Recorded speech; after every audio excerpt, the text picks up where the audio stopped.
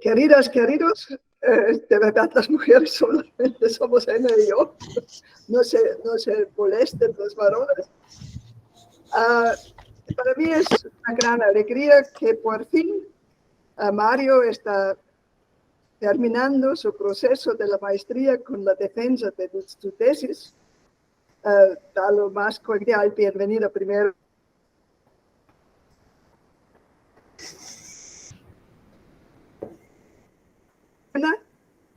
a Xavier y Cruz Torres, que la primera vez está colaborando con nosotros, por eso la bienvenida especial. Javier y Cruz como lectores de la tesis. Y ustedes conocen el jueguecito. Los primeros 30 minutos están de Mario, que va a presentarnos en un modo conciso los frutos de su tesis. Y después entrego a Ena, que va a moderar la parte del tribunal. Ahora, Mario, el campo es tuyo. Gracias a todas, todos, todes por estar aquí en este espacio. Inicio entonces la presentación o la exposición de la tesis. Permítanme, solo voy a compartir la pantalla. Me avisan si ven por ahí el documento.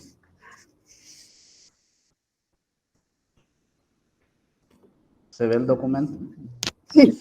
Sí, Mario, ya se ve. Se ve. Perfecto. De acuerdo, gracias. Estoy presentando con ustedes esta sencilla investigación que le hemos titulado Hermenéutica desde lo queer como categoría de marginalidad, una relectura de Marcos 3, 20, 35. Marcos 3, 20, 35 es aquel famoso relato donde a Jesús de Nazaret, su familia, sus hermanos, su madre, le buscan y dicen aquella frase contundente: Jesús está fuera de sí y está loco, y por tanto hay que agarrarlo.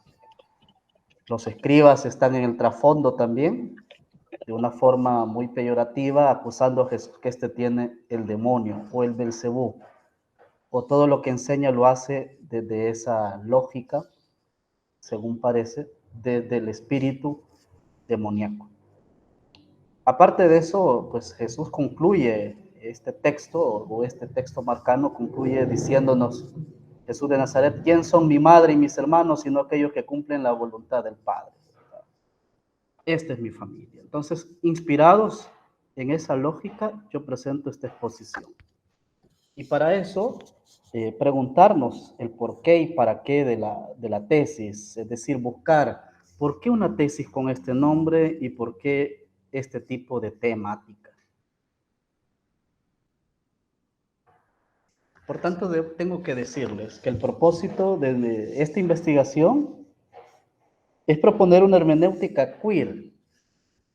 Hay varias hermenéuticas queer, pero yo propongo esta, que rompa con las interpretaciones bíblicas que construye el sistema heteropatriarcal y colonial que margina, que oprime, excluye colectivos, poblaciones que históricamente han sido violentadas, como sabemos muy bien, poblaciones indígenas, afrodescendientes, comunidades LGBTIQ+, migrantes, campesinos, mujeres, entre otros sectores sociales. Es decir, que la propuesta de esta investigación consiste en hacer una relectura de la Biblia desde los contextos de marginalidad y exclusión, es decir, desde esa categoría que es vista como queer, como raro, como loco, como fuera de sí. Por ende, se trata de construir una hermenéutica contextual que ayuden a las comunidades de fe a dialogar con los textos bíblicos, siguiendo lo que es toda esa tradición de la lectura popular de la Biblia a partir de la vida, a partir de los contextos vitales de las personas, de los colectivos, y de formas de apropiarse de estos para desarrollar lecturas liberadoras desde lo que vamos a llamar nosotros lo queer. Ante estas circunstancias, nos preguntamos, ¿Podría una hermenéutica queer romper con las interpretaciones bíblicas que construye el sistema heteropatriarcal y colonial que margina y excluye a colectivos socialmente oprimidos? Es una pregunta que me ha ayudado mucho a reflexionar en esta investigación y a concretizar y a seguir el objetivo central que quiero responder con este trabajo. Es decir, hacer una propuesta hermenéutica bíblica desde la categoría queer como categoría de marginalidad para continuar con el proyecto de liberación que propone la praxis de Jesús de Nazaret en nuestros contextos latinoamericanos.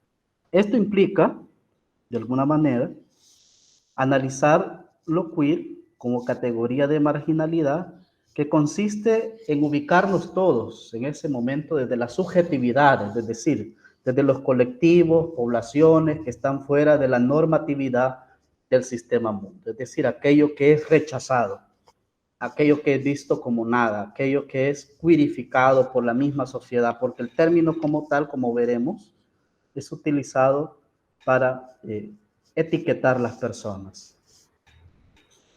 Un poco esa es la inspiración que me empuja a tratar esta temática. Por tanto, el documento está dividido en las siguientes partes que vamos a presentar. El documento comprende 3 capítulos.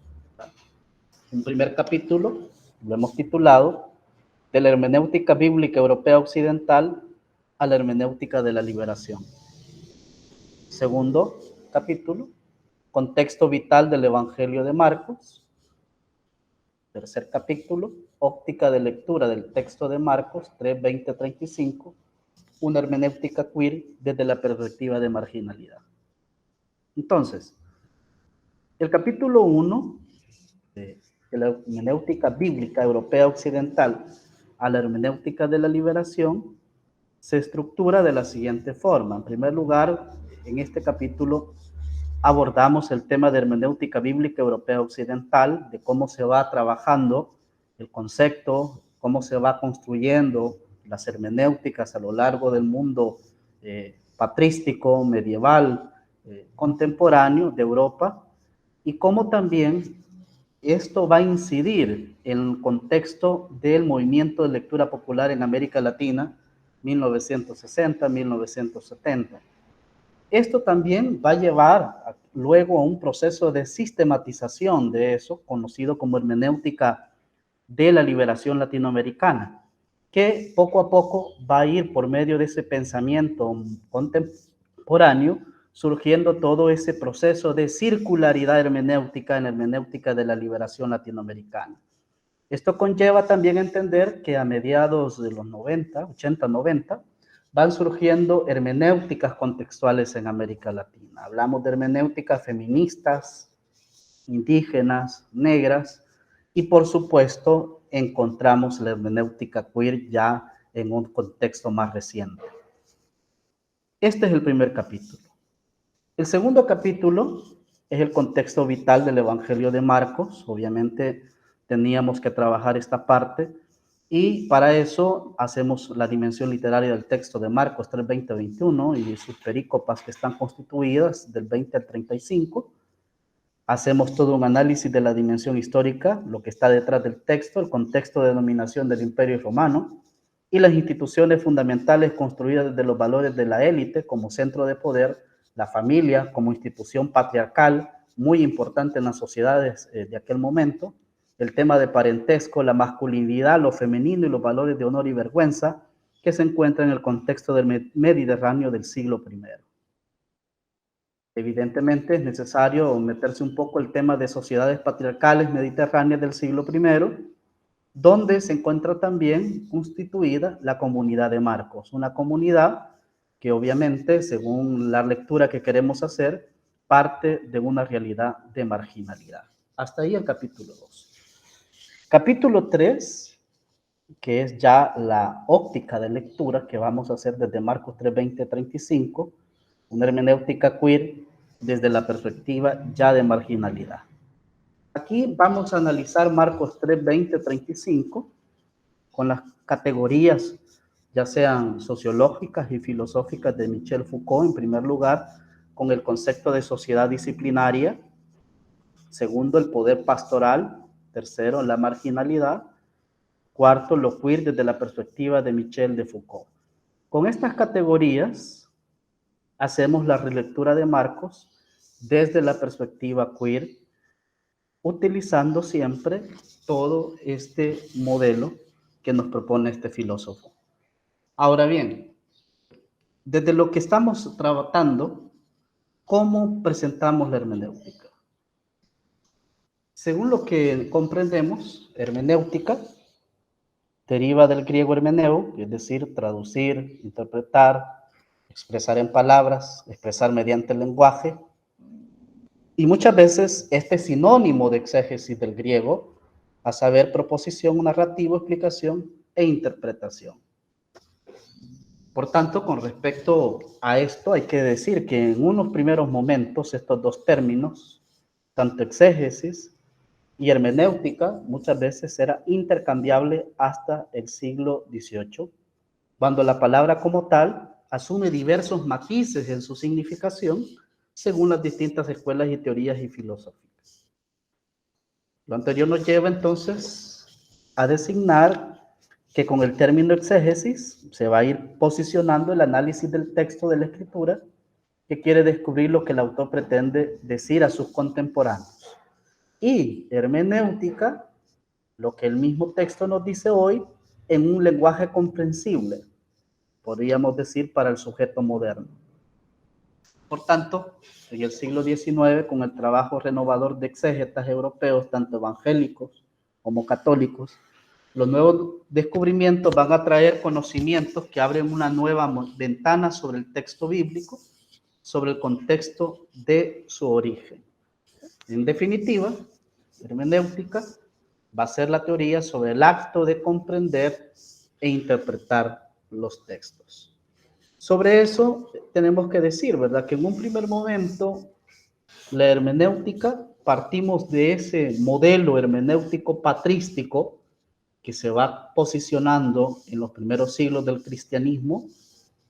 De ese modelo patrístico se pasa a un modelo de la época medieval, donde se van utilizando elementos filosóficos de aquel momento, de la escuela, ya sea tanto aristotélica como platónica del momento, y luego va a surgir un giro en la hermenéutica en el contexto moderno contemporáneo, donde ya va a cambiar y ya se va a hacer un énfasis, ya no tanto lo que el autor quiso decir, sino partir de las subjetividades, es decir, partir de la vida del sujeto interpretante para luego ir al texto. Y esto mucho va a aportar en ello Gadamer y entre otros que están en ese contexto.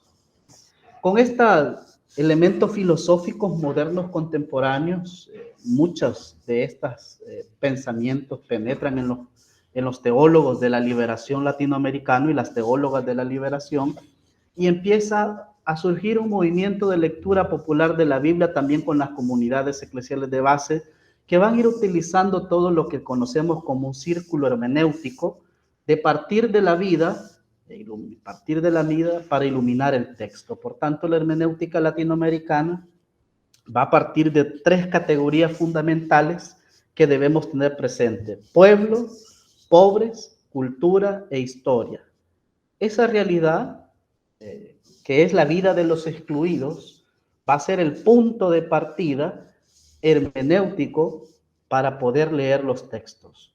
Y por tanto va a condicionar desde el inicio no solo la mirada al frente del texto, es decir, al que dice el texto de los lectores de ayer y de hoy, sino también la mirada al texto literario en sí y al detrás del texto, es decir, el contexto en el cual produce el texto. En conclusión, pobres, marginados y excluidos leen la Biblia en una situación de sufrimiento y dominación económica y política, y esto se convierte como el punto fundamental de la hermenéutica latinoamericana de la liberación. Podríamos añadir otra realidad, que el texto bíblico, es evidente que a lo largo de la historia latinoamericana ha sido instrumentalizado por el poder conquistador para someter, colonizar a diferentes poblaciones. Y esto lo sabemos bien desde una perspectiva colonial, donde se ha sometido poblaciones indígenas, negras, mujeres, comunidad LGTBI, entre otras. Y es así como el texto es utilizado para construir lo que vamos a ver en su momento como teología de dominación. Por tanto, la originalidad y la fuerza de una hermenéutica liberadora y también de una hermenéutica queer, en mi opinión, es la deconstrucción de las interpretaciones coloniales de los textos bíblicos leídos desde comunidades interpretantes que resignifiquen el texto bíblico a partir de sus experiencias de sufrimiento, marginalidad y liberación. Este va a ser como un punto fundamental para comprender también la hermenéutica queer. Ahora bien, los sujetos queer, sin duda, sabemos bien que la hermenéutica latinoamericana y por supuesto la hermenéutica queer, que es parte de ese contexto hermenéutico que se ha venido construyendo en el tiempo, serán ellos, los sujetos queer, aquellos sujetos que son marginados, excluidos, oprimidos, serán ellos los que tendrán una nueva intencionalidad a los textos bíblicos que en algún momento sirvieron de opresión y disciplina de los cuerpos de estos para empobrecer, para marginar y excluir. Con ellos va a surgir la hermenéutica de la liberación, que también podemos decir, la hermenéutica queer tiene hasta cierto grado, y lo es, no es que lo tenga, es una hermenéutica de la liberación. En primer lugar, si hemos dicho en la historia de la teología latinoamericana que son los pobres los que leen la Biblia y partimos de ella desde su realidad y desde su lucha, también hay que decir que la lectura, esa lectura desde los pobres, es hecha en comunidad y es antes que todo una lectura comunitaria, una práctica orante, un acto de fe. Es decir, como en tercer lugar, ellos hacen una lectura obediente, respetan al texto y se ponen a la escucha de lo que Dios tiene que decirles, dispuestos a cambiar si Él lo exige. Por ende, esta manera de entender el texto va a reñir con el planteamiento colonial que se va enquistando en esas lecturas fundamentalistas europeas, occidentales que se tienen. Porque la hermenéutica desde el centro de poder va a plantear un binomio entre español e indio. Del español se dice que son gente clementísima, superior en prudencia, ingenio y virtud, más poderosa y perfecta. En cambio, del indio, en los contextos políticos de dominación, se va a entender por el contrario. Es tratado de bárbaro, inculto, intemperante, gente fiera, cruel. Podríamos agregar también la peyorativa queer. El español es humano, representa la humanidad, el indio es humano, apenas merece ser llamado humano, es más bien como un mono. Ginés de Sepúlveda lo va a llamar continuamente hombrecillos, en latín homúnculi. Y esto lo lleva a entender que esta narrativa va a ir construyendo un sujeto inferior racionalmente, incapacitado de ser hombre, reducido a mujer, asociado hacia el poder, a lo masculino, a lo racional y a lo espiritual. Por tanto, las hermenéuticas coloniales siempre van a estar riñendo con las hermenéuticas de la liberación, en especial con la queer. En suma, por tanto, el binomio español-indio es homologado al binomio varón-mujer, adulto-niño, padre-hijo, y finalmente se compara con la relación ser humano-animal. Desde esta perspectiva tenemos así las siguientes coordenadas que se van a ir posicionando. Español equivale a varón adulto, padre humano. Incluso podríamos agregar la heteronormatividad. Y lo indio significa mujer, niño, animal, y volvemos a insistir, lo raro. Entonces, teniendo estas coordenadas claras y precisas en una hermenéutica colonial que riñe con la hermenéutica de la liberación, posicionamos que la hermenéutica queer es importante decir que ella tiene en cuenta estos elementos que acabamos de mencionar y por tanto es fundamental precisar qué se entiende por queer. Queer es una palabra en inglés, todos lo sabemos muy bien, que puede traducirse en su castellano como raro, una persona rara, Y son todos los cuerpos, y aquí vamos a utilizar este término como lo siguiente, como todos los cuerpos marginados que sufren violencia física, epistémica, política, teológica y psicológica, entendiendo lo queer como esa realidad, como todos los cuerpos marginados que van a sufrir de alguna forma opresión. Así como también entender lo queer como categoría de diferencia de otredad y de las relaciones de opresión que se expanden desde el centro del género y la sexualidad en Occidente hacia el sur epistémico para incluir etnia, raza, clase, discapacidad y otras categorías usadas para clasificar, marginar a los individuos en sus interacciones interseccionales dentro del contexto amplio del proyecto decolonizador. Desde esta perspectiva, habrá que comprender que hacer hermenéutica queer implica partir de los sujetos que siempre han sido violentados por el centro de poder en la historia. Hablemos de sujetos marginados, empobrecidos y queerificados. En concreto, el método. La metodología queer implica, en primer lugar, 3 puntos fundamentales a tener en cuenta. El texto garrote, por ejemplo, que se llama en hermenéutica queer, es la metodología de lectura bíblica desde la perspectiva queer que se preocupa, en primer lugar, sobre todo de los textos de terror o garrote que condenaría la experiencia homosexual. La apologética es la interpretación bíblica que también es apologética, pero que toma una postura más ofensiva. También esta estrategia de lectura quiere probar la validez de la experiencia homosexual a partir del texto bíblico. Reconstruyendo identidades.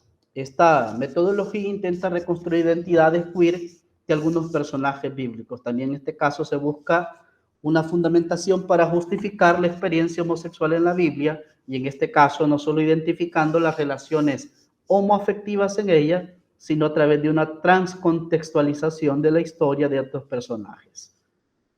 Por tanto, la hermenéutica queer, para hacer esta relectura que hoy estamos desarrollando y presentando, es fundamental usar la categoría hermenéutica de aquello que los homosexuales tienen como más particular, que es su experiencia corporal desarrollada frente al sistema heteronormativo que considera normal su sexualidad y su presencia corporal. Entonces, la relectura de Marcos 3:20-25 desde la perspectiva de queer la hacemos partiendo, en primer lugar, y esto ya es parte de las conclusiones que hacemos, que los contextos hermenéuticos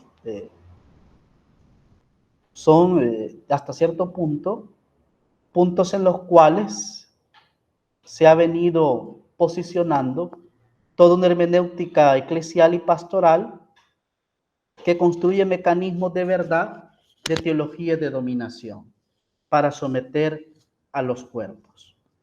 Por tanto, el problema hermenéutico es que la Biblia se ha utilizado como un instrumento de sometimiento para construir toda una teología de dominación, como lo menciona en algún momento Enrique Dussel. Y esto posiciona imaginarios de Dios, es decir, un Dios conquistador, un rostro de Dios que domina, un rostro de Dios que excluye, que margina, que condena las sexualidades, los cuerpos, las poblaciones, que condena todo aquello que es raro. Esto nos lleva a decir que con el giro hermenéutico contemporáneo que se ha hecho en el contexto previo a la hermenéutica latinoamericana de la liberación, empieza todo un proceso de cambio hermenéutico que va a incidir en la hermenéutica latinoamericana de la liberación. Por tanto, el giro hermenéutico que se va a ir posicionando a lo largo de la historia latinoamericana, de la teología y la exégesis bíblica y hermenéutica, es el giro hermenéutico de partir de las subjetividades, de las realidades del pueblo, de que sufre, que experimenta en su vida, en su cuerpo, en su historia, todo un sufrimiento de opresión. Por tanto, estos serán los sujetos interpretantes o comunidades interpretantes que a partir de su vida, cosmovisiones, comprenden el texto. Y la hermenéutica latinoamericana de la liberación va a ir posicionando siempre este tema como lugar hermenéutico. Los sujetos interpretantes o comunidades interpretantes parten de sus vidas cosmovisiones para comprender el texto. Y la hermenéutica latinoamericana de la liberación va a tener siempre el centro de estos como ese lugar. Por ende, las hermenéuticas feministas, indígenas, negras y queer son el resultado de las lecturas bíblicas en el contexto de muerte. Son lecturas que defienden la vida desde una perspectiva liberadora. En segundo lugar, esas tecnologías de disciplina que van a disciplinar el cuerpo desde el centro de poder, con mecanismos que van a controlar no solo al individuo, sino el cuerpo social, van a ir surgiendo desde ese acompañamiento del poder pastoral, construyendo narrativas teológicas de dominación sobre estos, es decir, sobre las poblaciones indígenas, negras, comunidad LGTBI, mujeres, jóvenes, sujetos queer, y esta hermenéutica, por tanto, desde el centro de poder o desde el poder pastoral, será una hermenéutica colonial. Y el término queer, en estas hermenéuticas, va a ir entonces riñendo con estos contextos y posicionando también ya una relectura de Marcos 3:20-35. En Marcos 3:20-35, la casa, como podemos comprender, es la institución patriarcal, es el centro hegemónico, es el centro de poder. La casa es la casa del padre y por tanto ahí se deciden los valores, las formas de dominación, las formas estructurales, sociales, políticas que van a ir en tiempos de Jesús haciendo todo ese esfuerzo mismo de mantener los sujetos dominados por el poder pastoral. Es evidente entonces que la configuración del sujeto social determinado por el tipo de masculinidad incluso que viene desde la perspectiva del padre, desde la casa del padre como tal, sea determinada desde esta institución heteropatriarcal. Casa y pueblo van a ser el escenario que está en el trasfondo de Marcos.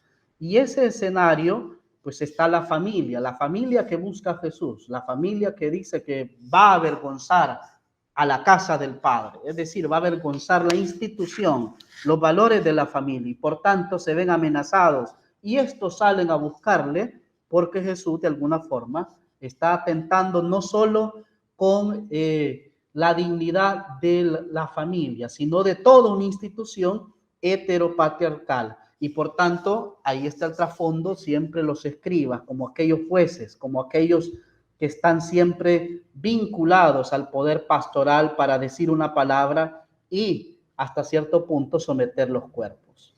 Jesús, ante la postura del poder pastoral, posiciona un modelo de comunidad desde la perspectiva de marginalidad.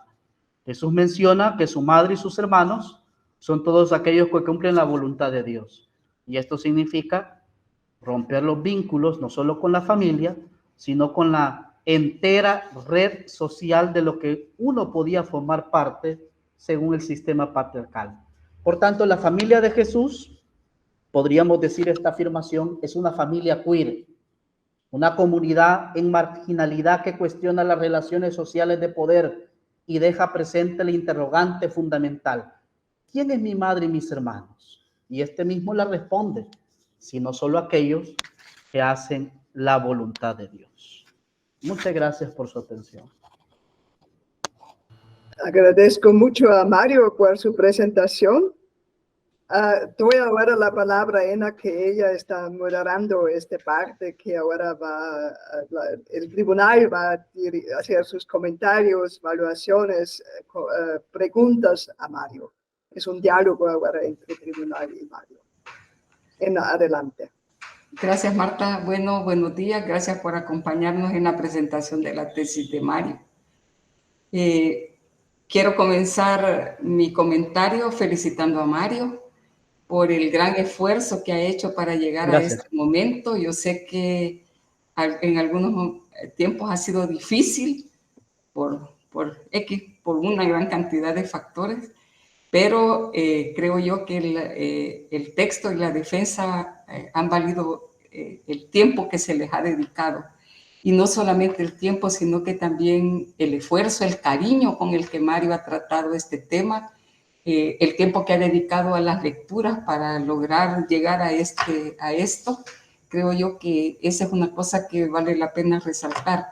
En segundo lugar, quiero resaltar que me gusta mucho y me siento muy contenta de que Mario haya abordado este tema, porque este es un tema muy importante para la realidad que vivimos en nuestro país, no solamente en nuestro país, sino que también en otros lugares. Y en El Salvador creo yo que este es un tema que no se toca. O sea, ese es un tema que no hemos buscado, de hecho Mario y yo hemos buscado, y es un tema no tratado en el país a pesar de la importancia que reviste en cuanto a hacer a todas las personas partícipes del reino de Dios, ¿verdad? De ser un reino inclusivo, de justicia, de reconocer la otredad, de reconocer a las personas en toda su integridad. Entonces, esa es una primera cosa que quiero resaltar. En segundo lugar, quiero resaltar en la tesis de Mario que me parece que el texto está construido de una forma muy lógica, que es claro, que el objetivo está planteado claramente y que al final pues consigue el objetivo que él se había planteado. También creo yo que responde el documento a la pregunta de tesis que se había hecho, ¿verdad? Y me parece muy bien que él nos vaya guiando, desde el inicio, tratando primero las hermenéuticas europeas, que son las que llegan a Latinoamérica, y después ir abriendo el panorama de comprensión hasta llegar a la hermenéutica latinoamericana liberadora. Me parece también importante las categorías que él utiliza para hacer la relectura del texto que seleccionó. La sociedad disciplinaria, el poder pastoral, la marginalidad y lo queer. Creo que las tres primeras categorías nos ayudan a comprender y acercarnos a la situación vital cotidiana de aquellas personas cuyos cuerpos están fuera de la heteronormatividad que es impuesta por el poder patriarcal. Cuando la categoría de lo queer abre también el espacio para hacer una hermenéutica liberadora, actualizada a la realidad latinoamericana, como nos decía Mario en la presentación, a la subjetividad de las personas, ¿verdad? Y esto creo yo que, por lo menos en lo personal, me lanza, me compromete en la búsqueda de dar respuestas desde la fe a todas estas situaciones que vivimos en nuestro país. Entonces, esto es lo que yo quiero resaltar del documento, pues ya como una pequeña crítica y que la tenemos de largo tiempo con Mario, es que hay algunas cosas que hay que corregir, algunas cosas de redacción pequeñas, sí, pero hay que hacerle esas correcciones para que el documento sea todo lo que debe ser, ¿verdad?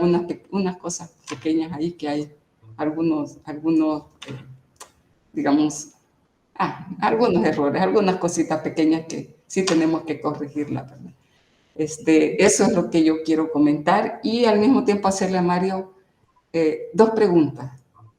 Una pregunta es, en primer lugar, cuando nosotros, lo que se dice, querizamos la realidad, ¿verdad? Encontramos que la realidad, al verla desde esta óptica queer, nos damos cuenta que hay una dicotomía en la realidad, una dicotomía impuesta por el poder heteropatriarcal.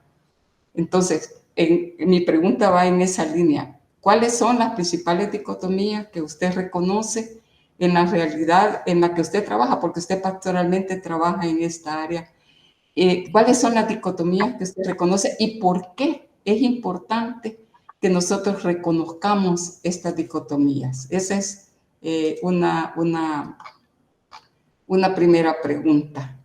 Y otra es, siempre en el aspecto más pastoral, usted nos hablaba de los textos de terror, ¿verdad? Que son aquellos textos que ayudan para interpretar la realidad de las mujeres en la Biblia, aquellas realidades ignoradas. Lo mismo sucede con los sujetos de la diversidad sexual. Y especialmente en estos hay están estos textos garrote, que se dice, ¿verdad? Que son aquellos textos que son utilizados muchas veces hasta sacados de contexto para golpear las expresiones afectivas de las personas homosexuales o de las personas que están fuera, podríamos decir, de la normatividad heterosexual. Entonces, ¿cómo podemos nosotros abordar esos textos desde la pastoral para que llevarlos a que sean de alguna manera liberadores y que nos ayuden también a acercarnos de una manera muy respetuosa a todas las personas que están fuera de la heteronormatividad o que la heteronormatividad la pone fuera, porque fuera no están, la heteronormatividad la pone fuera. Gracias, Ena, por tus comentarios o observaciones, son bienvenidas, la de todas y de todos también y de todes. Las preguntas, me centro en ellas. La primera, el tema pastoral, ¿verdad? Ciertamente, cuando hablas con los miembros o personas de la comunidad LGTBI, lo primero que mencionan es que las iglesias hemos sido las que les hemos expulsado y que les hemos condenado. Y que si somos iglesias en el sentido estricto de la palabra, que expresamos amor de Dios, pues no hay ni tan siquiera amor en esas instituciones, porque toda la vida, me decía un joven una vez, del Ministerio de Diversidad Sexual, toda la vida de diversidad sexual de la Iglesia Episcopal Anglicana, para que seamos concretos, me decía, toda la vida en las iglesias me mandaron al infierno, por lo que soy, por lo que pienso, por mi pareja, pero en ningún momento las iglesias encontré que actuaran como Jesús actuó, con misericordia, con compasión, con amor. Y en el Ministerio de Diversidad Sexual he encontrado un espacio para poder compartir con mi pareja y ser lo que soy. Ese testimonio a mí me ayuda para replantear estos conceptos que he venido trabajando y entender que si queremos entonces combatir estos pensamientos, esta ideología heteropatriarcal, ¿ya?, que es construida en la historia del pensamiento humano, lo que tenemos que hacer es empezar a trabajar de una forma decolonial, de una forma desde el espíritu jesuánico, como digo en la tesis, ¿verdad?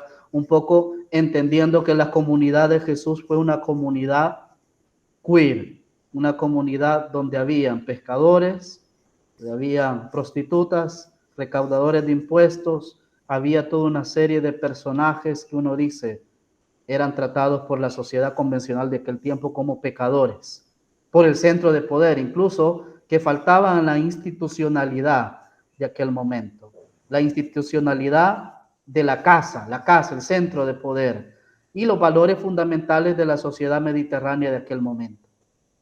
Entonces, existe todo un entramado, fundamentos teológicos, hasta cierto punto ahí, fundamentos teológicos, que están en las prédicas, en los sermones, en las instituciones religiosas, en las iglesias y en todo un entramado doctrinal, ya sea católico, evangélico, protestante, etcétera, entre todas, donde lo queer todavía sigue siendo una aberración. Ser de la comunidad LGTBI sigue siendo un pecado. Y ahí entro con la segunda pregunta. Los textos garrotes que se utilizan desde ese pensamiento, obviamente son los famosos de Levítico y las cartas paulinas, sobre todo, en la cual se menciona lo siguiente, ¿ya? Maldito el hombre que se acuesta con otro hombre. Y la pregunta que yo siempre me hacía al leer esos textos al momento de hacer este trabajo es, ¿cómo abordar estos textos? Y aquí, pues, me ayudó mucho un experto en estos temas, es Hugo Cuero, y él claramente expresó lo siguiente en unos textos que leí de él y que pude compartir también un día con él aquí en El Salvador.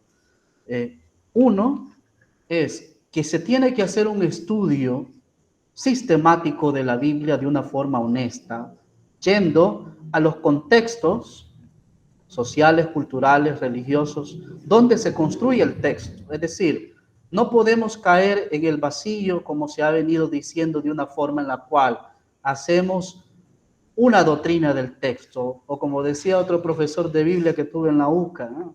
Manuel Acosta, hacer un metarrelato del texto y empezar a hacer toda una doctrina desde el texto sin antes saber qué hay detrás del texto. Entonces, lo primero son los estudios sistemáticos de Biblia, que muchas veces carecen. Yo que estoy en el mundo eclesial, religioso, a veces protestante, puedo decir, carecemos de una formación teológica sistemática, seria, honesta con la realidad. Esto tiene que ver con educación teológica y tiene que ver con teólogos y teólogas, pastores y pastoras y sus procesos de formación. ¿Cómo están esos pensum? La cuestión administrativa de cómo se trabaja el tema educativo teológico, de educación cristiana, ya sea en las escuelas dominicales, en los centros de formación pastoral, etcétera, donde muchas veces se tienen estudios bíblicos desde una perspectiva fundamentalista, política religiosa, y que de alguna forma lo que posiciona es un pensamiento ideológico, ¿verdad? Un pensamiento ideológico desde una heteronormatividad, olvidándose del espíritu, como ha dicho en documentos de la Iglesia Católica, la Dei Verbum, el espíritu con que fue escrito el texto bíblico. Y eso sucede con textos del Antiguo y del Nuevo Testamento que encontramos principalmente de Pablo, cuando también se utiliza para marginar a las mujeres y se dice, las mujeres no pueden hablar en la asamblea, las mujeres deben callarse, las mujeres deben o no pueden entrar al orden, que ese es otro tema, ¿verdad? Y así sucesivamente podemos ir mencionando otras formas. Entonces, la metodología queer ayuda a la deconstrucción de los textos de una forma fundamentalista y al manejo de ellos. Y lo que propone es hacer un estudio minucioso de los textos, partiendo detrás del texto, para luego llegar a donde queremos comprender lo que aquellos textos quisieron decir en aquel momento, y luego la hermenéutica, lo que quiere decir el texto para el hombre, mujer contemporáneo. Bueno, muchas gracias, Mario. Cedo la palabra a Xavier y después a Cruz Edgardo. Muy buenas tardes a todas y a todos. Mario, quiero unirme a la buena felicitación que le ha hecho Ena. No puedo sino subrayar lo que le acaba de decir. Estoy fundamentalmente de acuerdo con lo que ha dicho, porque me parece que su trabajo es un buen trabajo, está muy bien concatenado, muy bien argumentado y muy claro en su expresión. De hecho, ya usted en la página 6 dice lo que se propone y creo que lo logra.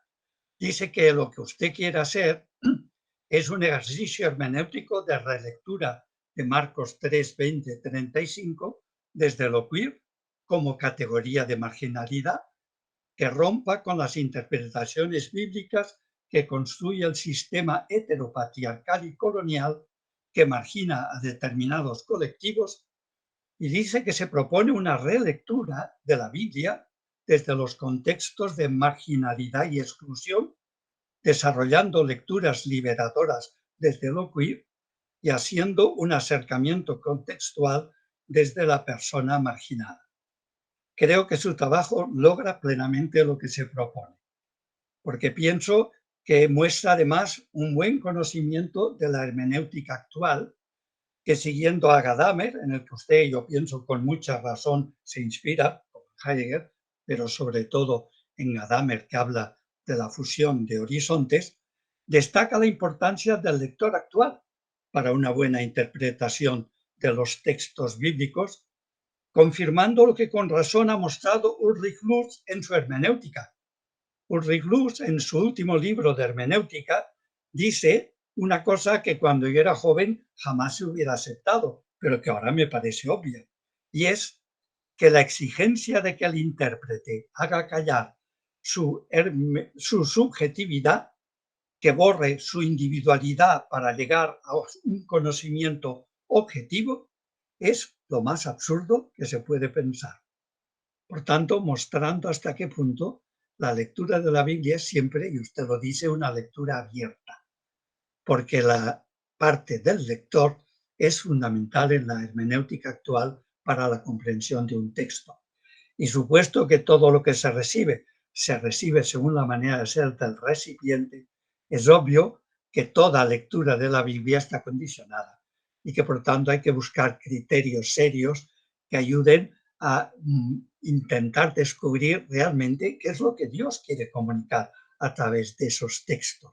Y esto no se puede hacer simplemente con un estudio arqueológico de los textos, como si lo único criterio, que es un buen criterio para hacer una buena hermenéutica, fueran los métodos histórico-críticos, que son muy buenos y necesarios, pero la aportación del lector, y esto usted lo muestra bien, es muy importante.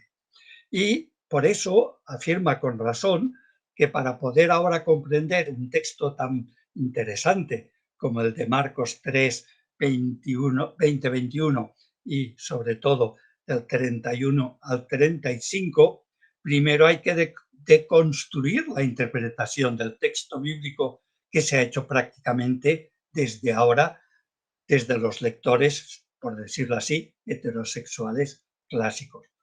Por tanto, me parece que con razón usted, al querer mostrar lo que puede aportar una lectura queer de la Biblia, muestra muy bien hasta qué punto el autor de Marcos está marcado por el contexto de la sociedad mediterránea, con sus valores de honor y de vergüenza. O sea, apoya usted con razón en los estudios de Malina, en el que domina la casa, la familia patriarcal, y mostrando, por tanto, muy bien las características de la sociedad romana imperial y el significado del patronazgo en la época en que Marcos escribe su texto y que, por tanto, es el contexto en el que lo van a leer sus lectores.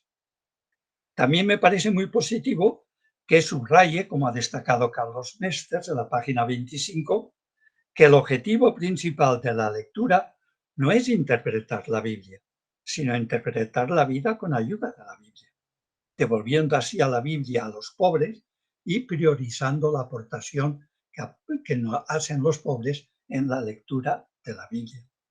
Y por último, también me parece muy positivo y bien logrado en el trabajo que, como dice usted en la página 50, con la hermenéutica queer, lo que se pretende es deconstruir el imaginario heteropatriarcal de dominación que se ha venido imponiendo en la historia latinoamericana, donde la heteronormatividad, no solo la latinoamericana, donde la heteronormatividad se ha convertido en una disciplina de los cuerpos, imponiendo así un sistema de opresión sobre los cuerpos y subjetividades queer.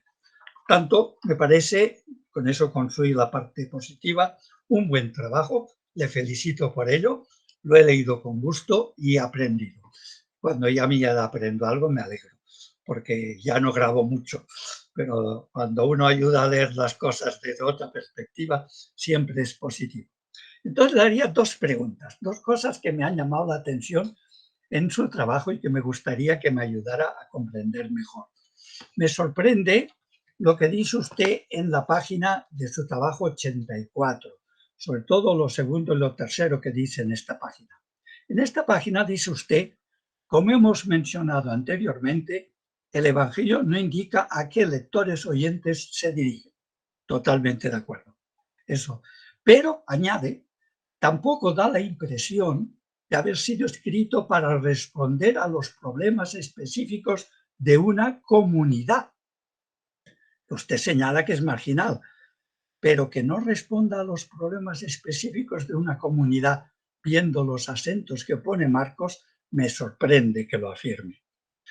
Resulta difícil conocer el objetivo del narrador cuando resalta ciertos aspectos al hilo del relato. Por ejemplo, ¿cuál es su estrategia cuando insiste en la incomprensión de los discípulos? Y cita focal. Pero, ¿cómo liga eso que usted afirma aquí con lo que luego dice en la página 86, en la que dice que esa comunidad está marcada por la persecución, la efervescencia apocalíptica, la crisis de fe en el señorío de Jesús, convertir el cristianismo en una gnosis, interpretación triunfalista de la figura de Jesús, etc. ¿Cómo puede decir usted que Marcos ponga los acentos que pone si no está interesado en corregir determinados problemas de la comunidad? Y eso va unido a una segunda pregunta, ¿no? ¿A qué se debe la incomprensión de los discípulos? La incomprensión de la familia usted lo explica muy bien con lo queer, pero Marcos subraya muchísimo la incomprensión de los discípulos.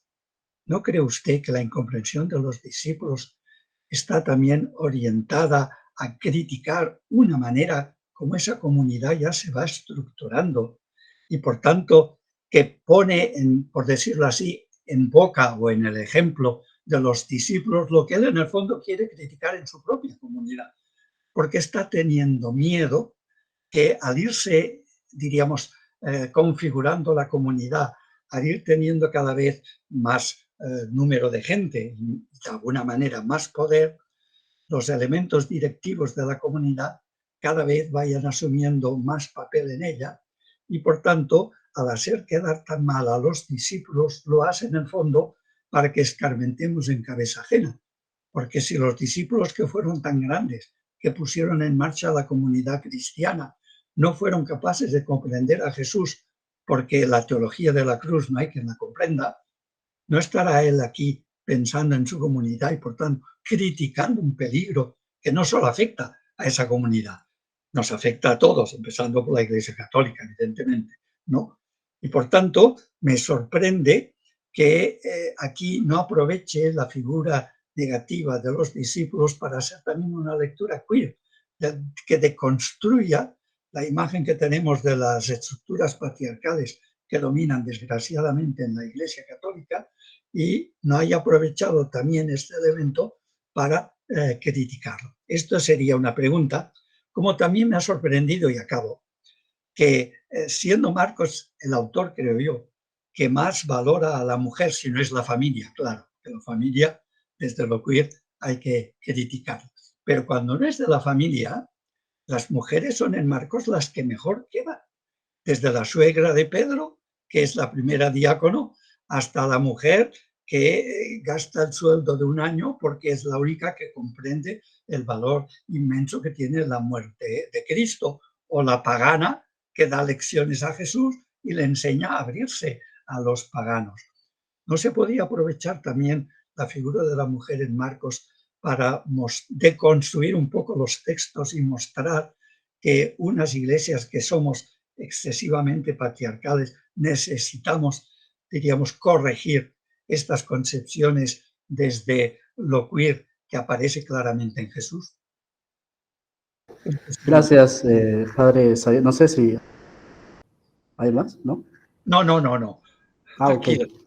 Gracias. Gracias, padre Xavier, por su comentario. Le agradezco mucho por sus preguntas. Me parecen pertinentes, necesarias hacérselas y hacérmelas a mí también. Es obvio que cuando estoy tocando ese texto, estoy planteando lo que dicen a ciertos autores sobre el tema marcano o se tiene sobre investigación de la comunidad de Marcos.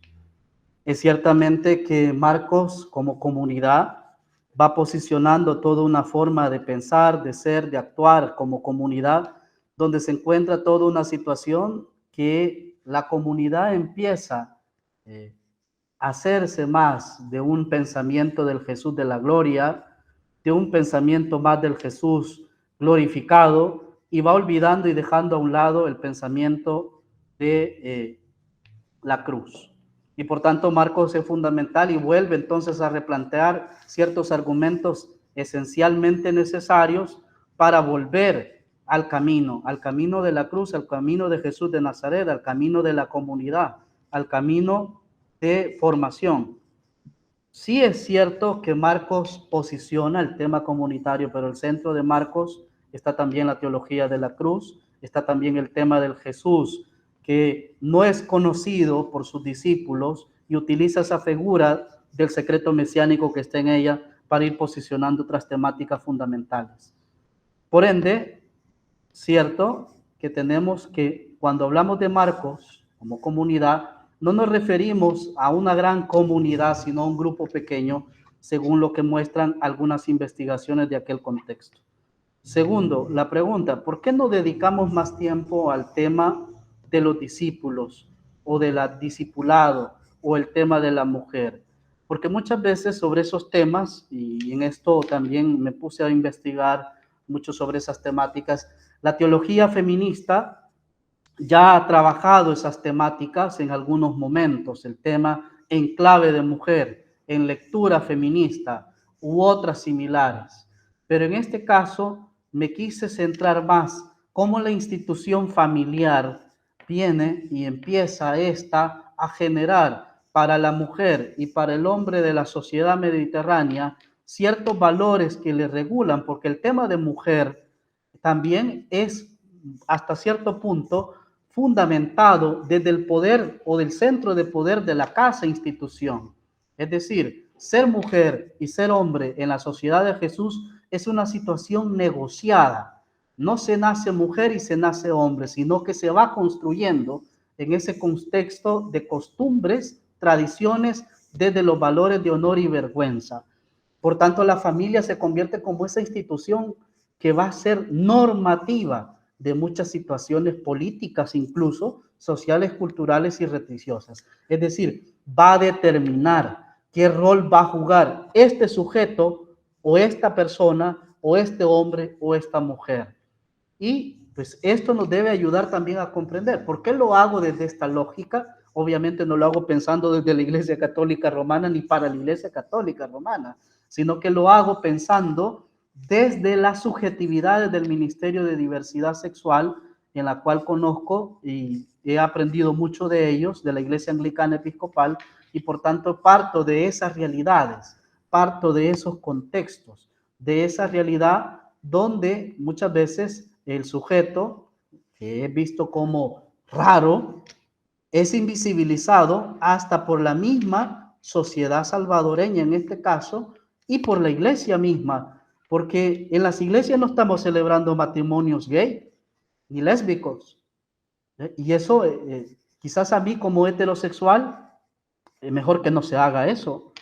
Pero yo le pregunto eso a alguien de la comunidad LGTBI, ¿sí? ¿Qué piensa de eso? Inmediatamente ellos me piensan a reflexionar lo que acabo de decir.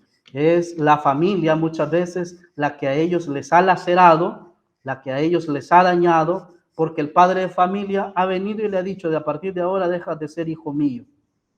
¿Sí? O la misma madre ha dicho, a partir de ahora tú no existes como hijo.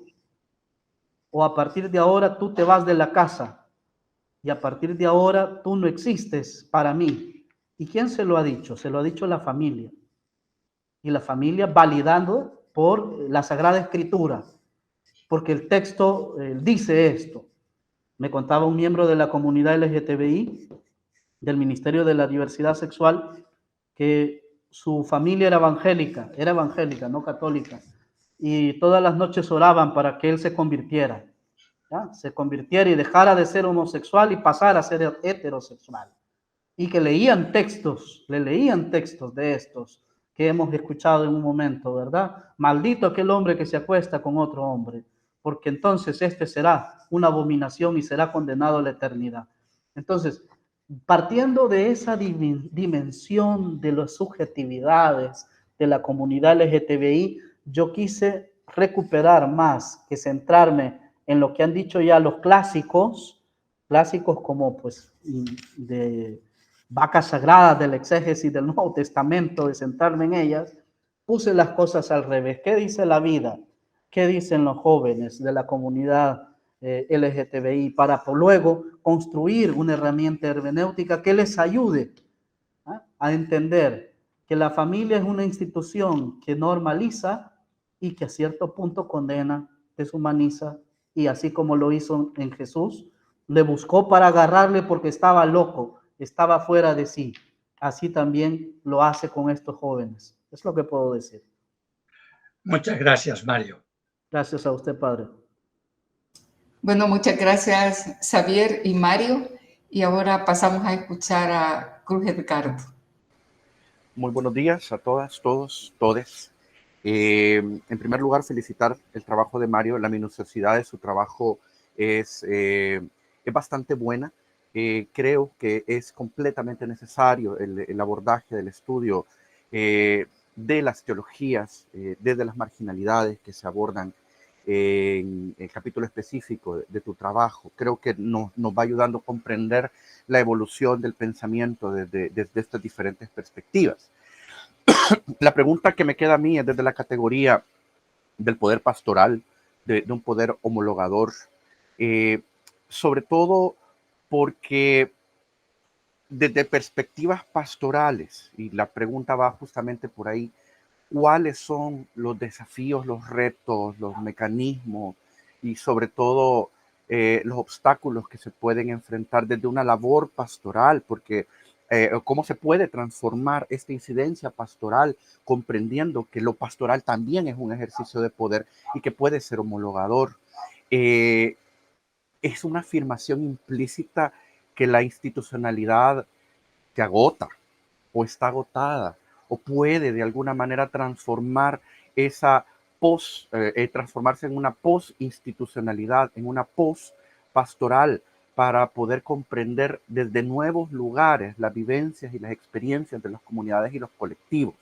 Lo menciono porque como lo dijiste, hay una amplia variedad de expresiones desde la diversidad sexual, desde donde se vive, y hay una alarmante, bueno, para mí es alarmante, carismatización de los movimientos de la diversidad dentro de las comunidades cristianas.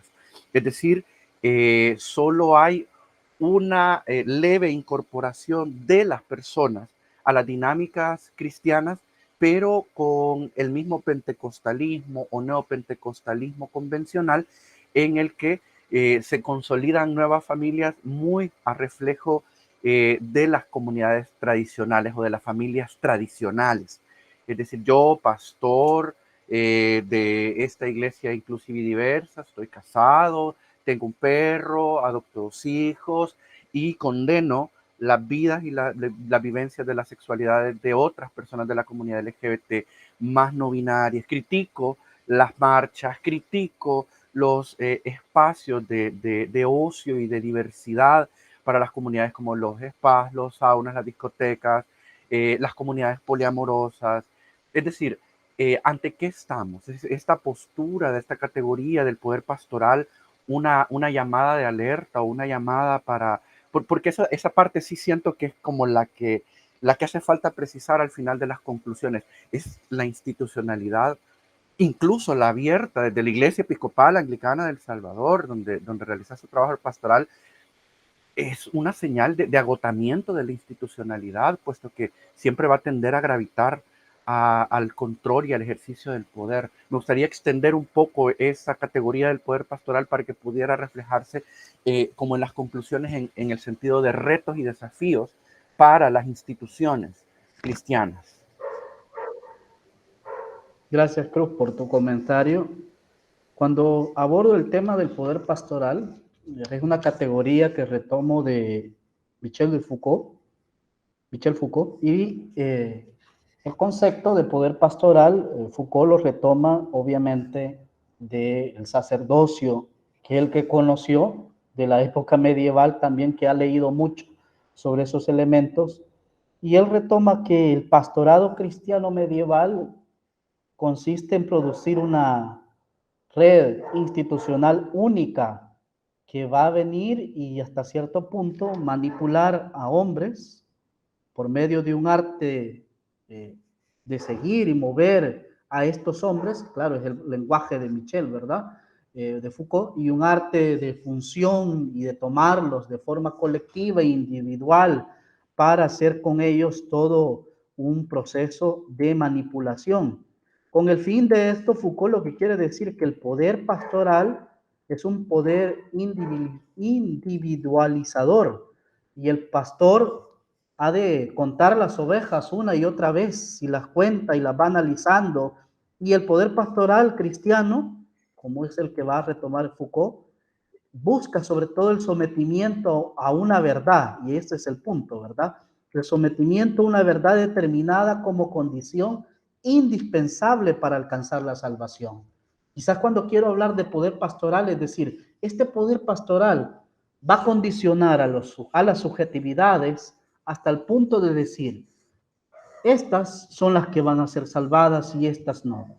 Con ello se ejerce una influencia constante, obviamente, y exhaustiva sobre las ovejas que integran este rebaño, y a través del sometimiento mediante una verdad que, como Michel de Foucault ha mencionado, son verdades que van a ser dispositivos como mecanismos de opresión que van a buscar, sobre todo, salvar una vida o perderla, o hasta cierto punto el pastorado produce una innovación absoluta al introducir una estructura, una técnica, a la vez de poder y al mismo tiempo va a llevar hasta cierto punto ese poder pastoral a posicionar ciertas narrativas en el inconsciente de las personas, donde va a producir verdades ocultas que van a llegar hacia un punto fundamental donde quiere llevar el pastor a las personas, que es el tema de salvación personal, y que esa salvación personal requiere una obediencia singularizada, sino que también busca que estos individuos vayan por ese camino de verdad y puedan conocer esa verdad por medio de este individuo que es el poder pastoral ejerciendo el control. Este es un tipo de poder que, a diferencia, como has mencionado, del político, se despliega por el punto de salvar almas para otro y para el otro.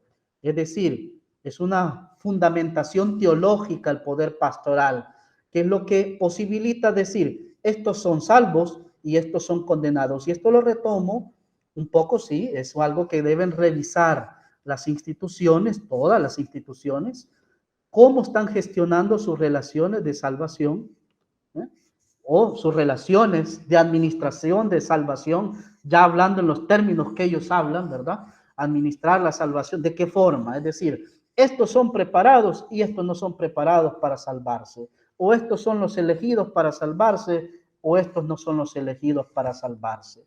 Y sabemos que en la comunidad LGTBI, tú lo sabes mejor, la mayoría de veces la institución dice, la comunidad LGTBI es la que no se va a salvar, es la que menos se va a salvar, es decir, no se va a salvar. Y es acá donde entra. Yo he estado, por ejemplo, en una universidad, me fui a meter, espero no dañar susceptibilidades con lo que voy a decir. Estuve en una universidad de El Salvador donde enseñaban o daban cursos de lo contrario de lo que estoy exponiendo ahorita. Y eran cursos para qué, cómo hacer que la homosexualidad sea salvada o redimida.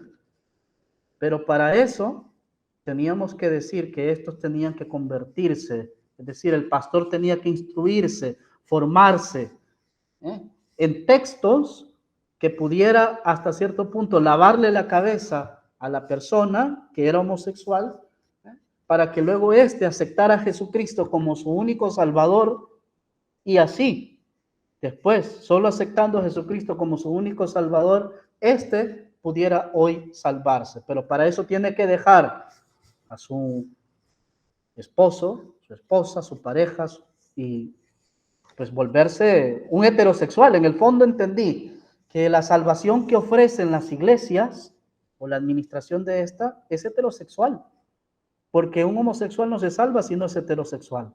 Y ahí está el tema de Foucault en el fondo, ¿verdad? Diciéndonos siempre, la religión va a construir mecanismos para disciplinar el cuerpo y las mentalidades por medio de escuelas, institutos, hospitales, cárceles, colegios, centros de formación teológica, que van a venir y arrastrar al sujeto para posicionar una tendencia, una verdad que debe ser presente en el sujeto, que la verdad debe ser única, y esa verdad única es la que le va a garantizar la salvación. Y es lo que Foucault llama disciplina de los cuerpos desde la perspectiva del poder pastoral.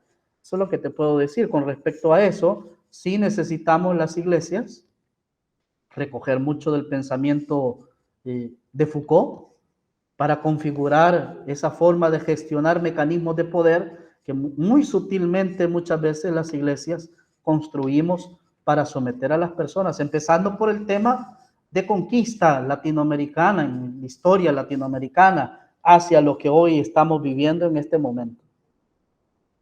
Eso es lo que puedo decir. Muy bien, muchas gracias al tribunal, que despedimos en este momento, que se retiran por su reunión para considerar, y el resto de nosotros del grupo podemos quedar para seguir hablando con Mario, y después de algunos minutos Ena, Xavier y Cruz van a volver a la reunión general. Adiós. Muy bien, hasta pronto. Muy bien, ahora, queridos, queridas, tenemos ahora la oportunidad de todos ustedes pueden hacer sus comentarios, preguntas, curiosidades. Hugo ya quiero hablar. Adelante, Hugo. Mario, qué alegría escucharte, qué alegría verte, Gracias. aunque sea en la distancia.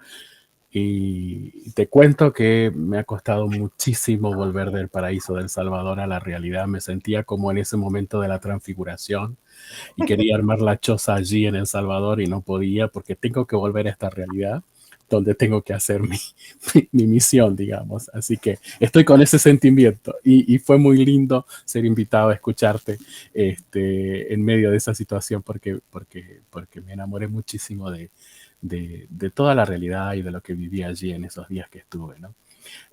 Quería decirte humildemente que felicito tu trabajo y que me emociona muchísimo escucharte. Hace 35 años, cuando yo comenzaba mis primeros pasos en estos temas, era un tiempo en que literalmente nos echaban a golpes de las iglesias y decir algo como lo que tú acabas de decir era simplemente provocar ira. Hemos caminado muchísimo en estos 35 años, han surgido muchísimas personas y el hecho de que tú estés aquí en esta tan prestigiosa universidad diciendo este análisis que has hecho, este trabajo maravilloso, profundo, académico que has hecho, es para mí un signo de los tiempos y un signo de esperanza. Entonces no podía contenerme para decirte cuánta alegría y cuánta emoción me produce ser testigo de este momento histórico en tu defensa y también todo lo que tu trabajo contribuirá a otras personas. Así que humildemente te agradezco por todo lo que has hecho. Muchísimas gracias, Hugo. Gracias. Edgar, adelante. Después, Alejandro, sean concisos, por favor, porque puede ser que el tribunal vuelve más rápido que pensamos. Adelante, Edgar. No, felicitarte, Mario, por la exposición. La verdad que es un tema actual y como herramienta pastoral que nos ayuda a seguir profundizando este tema y valorar toda esta diversidad. Bueno, yo estoy acá en Uruguay, la diversidad sexual se ve, y acá por lo menos hay un proceso de conciencia trabajado, pero todavía falta mucho. Nada más quería hacerte una pregunta, no sé, se me quedó dando vuelta. Usaste mucho el término sujetos queerizados, esa palabra como muy europea, ¿no? ¿Cómo interpretas o cómo podrías esa palabra latinoamericanizar, si se puede decir así? Porque en el proceso de la maestría esa palabrita fue muy criticado, la palabra sujeto que viene de Europa. Mario, adelante. Bueno, gracias a Hugo, en primer lugar, porque estás acá y por tus saludos y por todas tus felicitaciones. Edgar, gracias también por tu pregunta y por tus comentarios. La palabra sujeto, al igual que hermenéutica, es una palabra europea. Yo creo que el punto aquí es cómo esa palabra, igual que queer, son palabras heredadas del mundo anglosajón, en primer lugar, lo queer, ¿verdad?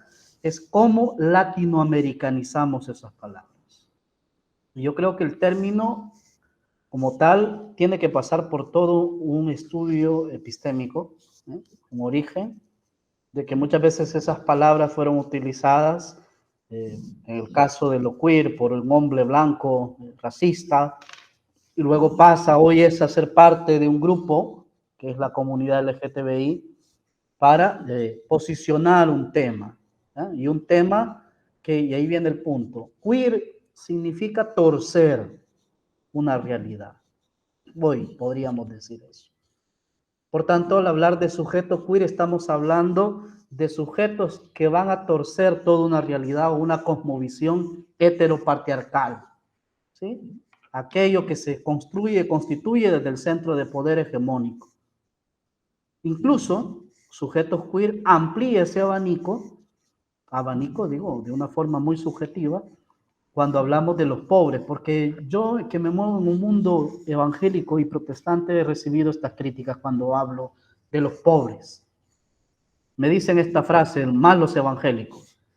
Los teólogos de la liberación optaron por los pobres y los pobres optaron por el mundo pentecostal.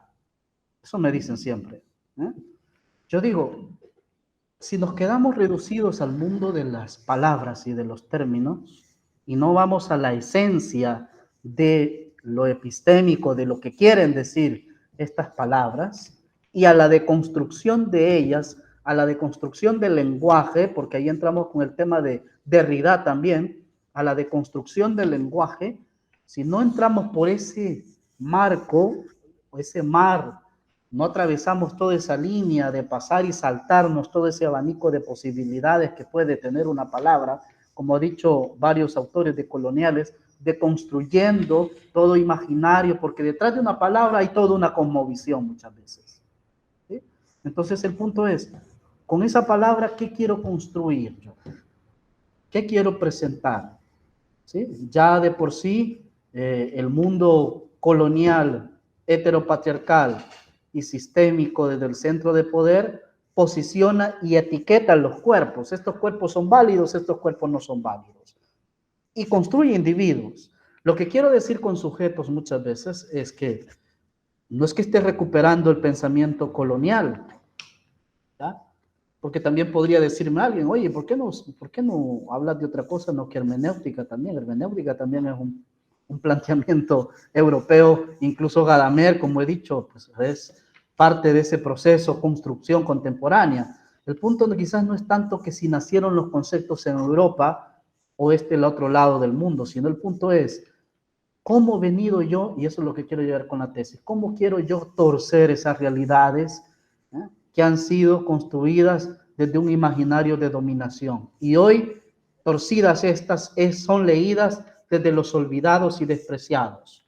El testimonio de Hugo Córdoba Cuero es genial, ¿no?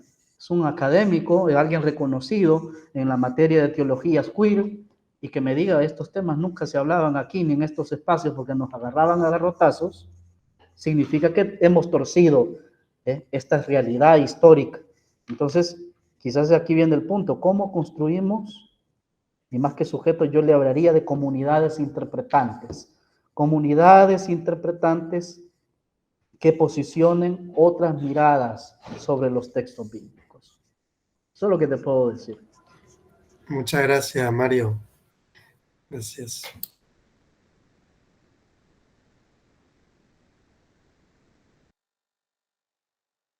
No sé si está Marta por ahí. Disculpen, el tribunal ha tenido un problema de encontrar su auto ahora. Alejandro, adelante. Hola Mario, ¿me escuchan? Sí, muy bien. Sí, claro. Hola Mario, quería felicitarte. Es un tema que yo no he abordado directamente, pero quiero decirte que me fascina que uses a Foucault como referencia de teoría de investigación, ¿no? De parte de como metodología, ¿no? Y creo que te quería preguntar qué textos de Foucault utilizaste para tu investigación. Gracias. Gracias, Alejandro. Gracias, Alejandro, por tu comentario. De Foucault prácticamente me centré en el tema de vigilar y castigar, ¿verdad? De Foucault. Creo que es un texto que puede ayudarnos mucho a comprender esta parte de lo que estamos hablando ahorita. También otro texto que utilicé mucho es el tema de la microfísica del poder de Michel de Foucault, como también el tema de las redes de poder de Foucault, que también son textos que te ayudan un poco a generar una mirada distinta de la situación que estás leyendo o interpretando, comprendiendo, como también otros textos ya recientes, que son de seguridad, territorio y población de Foucault y otros autores que están ahí, que me ayudaron también a plantear las categorías, a pulir las categorías de análisis que traje para poder hacer la hermenéutica de Marcos. Gracias, Muchas felicitaciones. Gracias, amigo. Muchas gracias. Mire, si me permiten un pequeño comentario, felicito a Mario, estoy encantada de tu presentación, también que podía leer de tu tesis. Solamente pequeña lucha en mí mismo. Los binómenos y no caer en estas lógicas dualistas, ¿no? Los educados, los bárbaros, etcétera, etcétera. Tú te refieres como fundamental a las reflexiones de un europeo, que es Michel Foucault. Sabemos muy bien el surgimiento de la teología de liberación. Ignacio de la Corilla es un europeo, John Sobrino es un europeo, ¿no? Yo creo hay que reconocer lo queer en el sentido que todos, siempre el gran peligro fue el sincretismo, ¿no? O el gran peligro, todos somos mestizos, yo soy europea, ¿no? Todos somos mestizos, todos somos sincretistas en el mejor sentido. Quiero decir,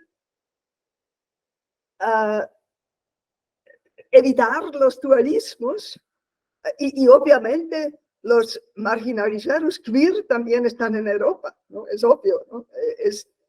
Quiero decir, reconocer esta realidad sincretista, mestiza, que además estamos en este mundo actual, postmoderno, ¿no?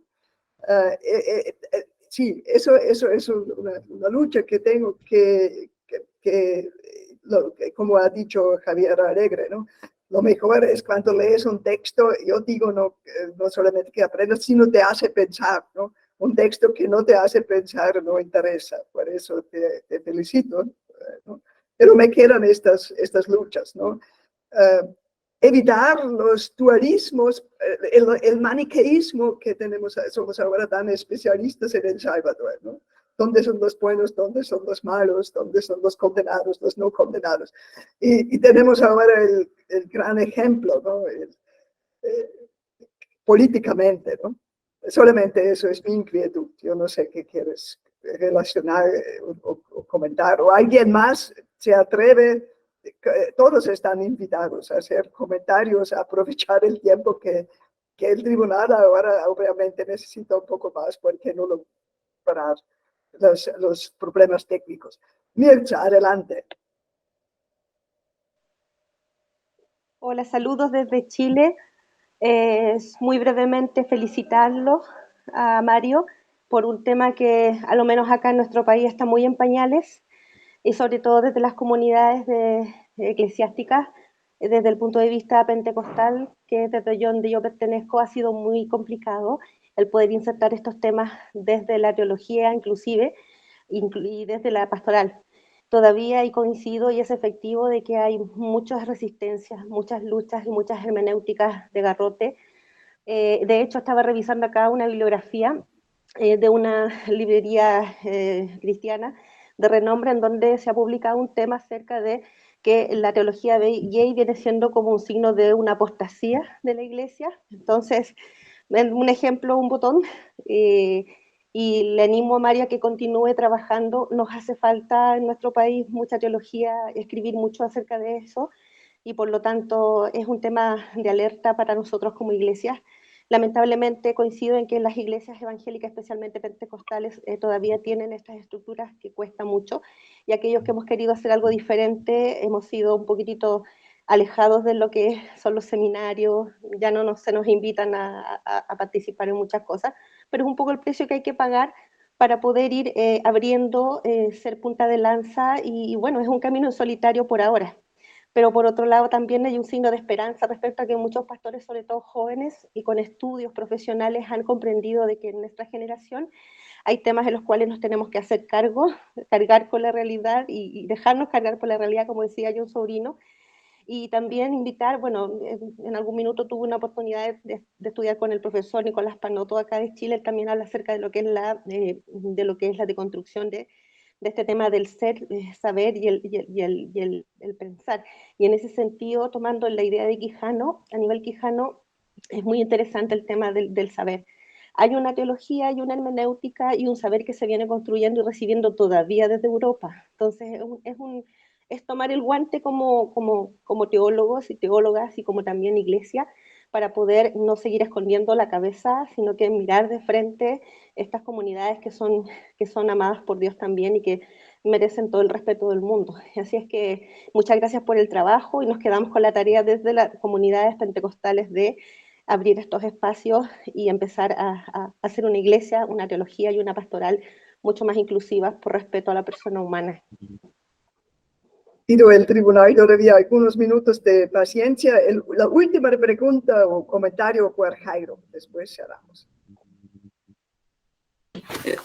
Mario, lo mío es una gratitud inmensa por todo lo que has presentado. Te digo que siento un estímulo muy grande a continuar leyendo la escritura en esta onda. Yo estoy en un contexto aquí en Colombia, en Medellín. Yo me doy cuenta que, al menos de parte de la Iglesia Católica, no hay ningún acercamiento a estas comunidades LGBTIQ+. En esto hay otras iglesias que sí lo hacen aquí en Medellín y que van adelante en esto, pero entre nosotros incluso se ve mal. Yo veo que cada vez que aquí desde la iglesia se habla desde la ideología de género. O sea, si el otro tienes una ideología y yo tengo la realidad, ahí ya no hay forma de hablar nada más. Ahí no hay ningún diálogo. De hecho, hace poquito yo escribía algo así como: ¿y qué profecía es no queer? ¿Y qué posición nuestra puede no ser queer? Porque si es algo de Jesús, es algo que tuerce esta realidad que oprime. Gracias, Mario. Muchas gracias. Muchísimas gracias a todos los comentarios y este diálogo rico. Quiero animar a Mario que pronto al menos da el concentrado de eso por publicación, le ofrece a la revista, que tenemos que hablar de eso para que sea accesible para todos. Muy bien, adelante. Ahora damos otra vez las riendas a Ena para que hace esta parte final de la debate. Bueno, en este momento suenan los tambores, las trompetas, porque vamos a anunciar que la tesis de Mario está aprobada.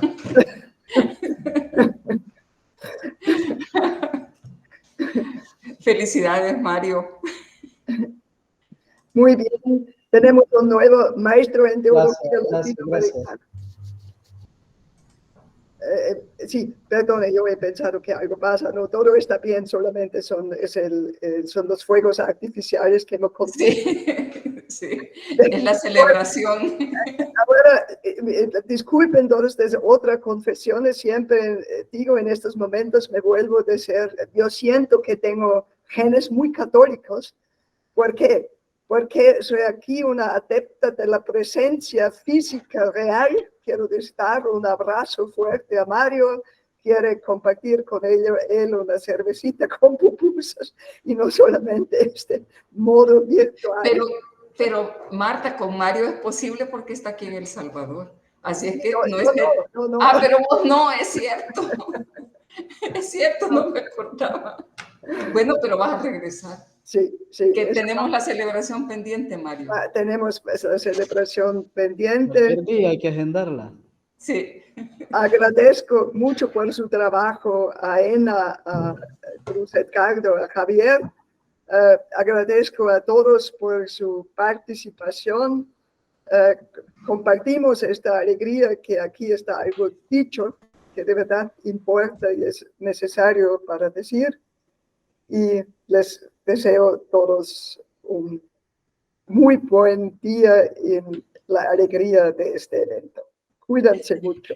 Sí, muchas gracias. Muchas Muy gracias. buen día a todas. Muchas gracias. por ser lectores. Hasta pronto. Felicidades, Mario. Gracias, gracias Hugo, gracias a todas y todos. Felicidades, Mario. Gracias, Cruz.